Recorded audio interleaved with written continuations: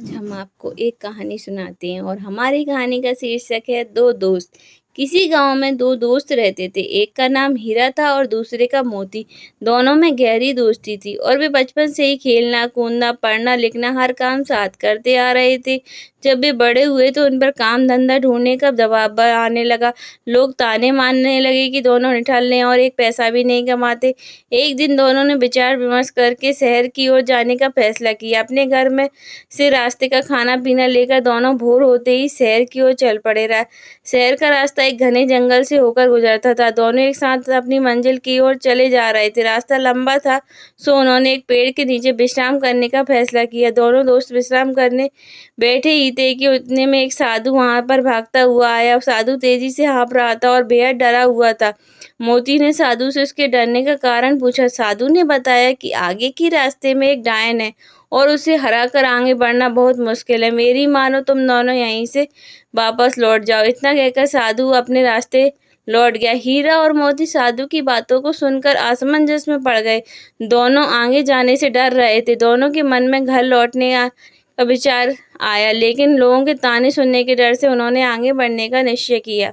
आगे का रास्ता और भी घना था और वे दोनों बहुत डरे हुए भी थे। कुछ दूर और चलने के बाद उन्हें एक बड़ा सा थैला दिखाई पड़ा।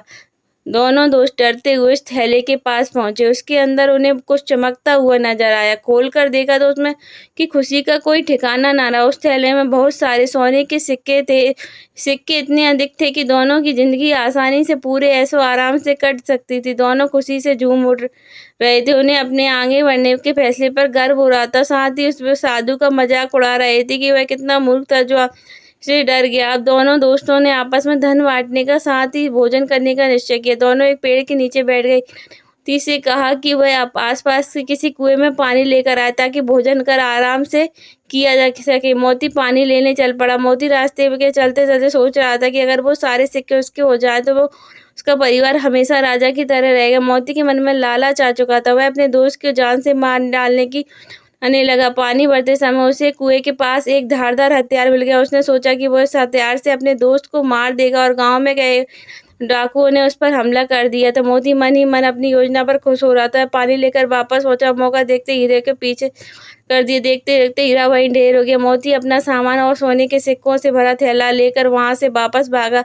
1 घंटे चलने के बाद वह एक जगह रुका। दोपहर को हो चुकी थी और उसे बड़ी जोर से भूख लग रही थी। उसने अपनी पोटली खोली और बड़े चाव से खाना खाने लगा कि थोड़ा खाना खाते ही मोती के मुंह से खून आने लगा और वो तड़पने लगा। उसे एहसास हो चुका था कि जब वह पानी लेने गया था तभी हीरा ने कोई जहरीली जड़ी बूटी मिला दी थी और कुछ ही देर में उसके तड़प कर मृत्यु हो गई। अब दोनों दोस्त मर पड़े थे और वो थैला यानी डायन जस का तस पड़ा हुआ था। जी हाँ दोस्तों, इस साधु ने एकदम ठीक कहा था कि आगे डायन है। वो सिक्कों से भरा थैला उन दोस्तों के लिए डायन ही साबित हुआ ना। वो डायन रूपी थैला वहां न होता, ना उनके मन में लालच आता और ना वो दूसरे की जान लेते। शिक्षा दोस्तों, यही जीवन का सच भी है। हम माया यानी धन दौलत संपदा एकत्रित करने में इतना उलझ जाते हैं कि अपने रिश्ते नातों तक को भुला देते हैं। माया रूपी डायन आज हर घर में बैठी है। इसी माया के चक्कर में इंसान हैवान बन बैठा है। हमें इस प्रेरक कहानी से ये सीख लेनी चाहिए कि हमें कभी पैसे की जरूरत से अधिक महत्व नहीं देना चाहिए और अपनी दोस्ती के बीच में इन सबको कभी नहीं लाना चाहिए। माया के चक्कर में दोनों गए, ना माया मिली ना राम।